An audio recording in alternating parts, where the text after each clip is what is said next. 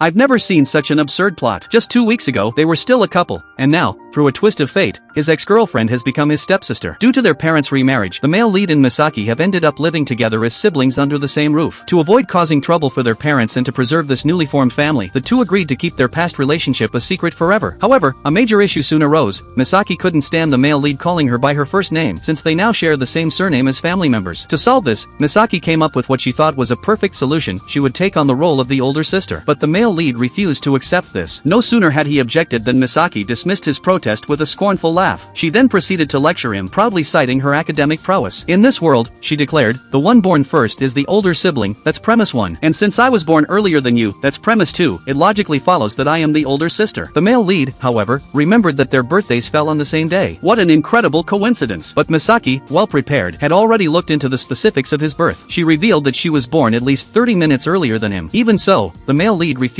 to acknowledge her as his elder. In the end, neither was willing to yield, both stood their ground, stubborn to the core. Seeing that this stalemate couldn't go on, the male lead suggested settling the matter rationally through a game. Misaki agreed and even proposed the rule: whoever acts in a way that's inconsistent with a sibling relationship first, loses. This rule would remain in effect indefinitely. After thinking it over, the male lead decided the rule actually worked in his favor and accepted the challenge. And so, the two agreed to let this game decide the outcome once and for all, starting right then and there. Right off the bat, Misaki began provocatively rummaging through his bookshelf with a mischievous grin, clearly trying to irritate him. Since they were now siblings, such behavior was considered normal. Even if it was obviously meant to annoy him, he had no grounds to object. In other words, this rule became a free pass to tease each other. But what worried the male lead most was his desk drawer. Inside were not only his self-written novels from middle school and books of all kinds, but also gifts Misaki had given him in the past. He absolutely couldn't let her open that drawer. In a moment of desperation, an idea struck him. "Please, give me a break," he said to Misaki. "I don't want to keep arguing with you like this." Stunned, Misaki unconsciously called him by his surname. Seizing the opportunity, the male lead triumphantly declared that she had lost. After all, siblings don't address each other by their last names. Having won the game, the male lead not only warned Misaki not to cause him any more trouble but added, "You and I are wired differently." It was a classic case of winning the battle but losing the war. Misaki stared back in surprise, remarking, "You never used to say such mean things before." The male lead sighed and gently patted her head. All right, he conceded, "my bad."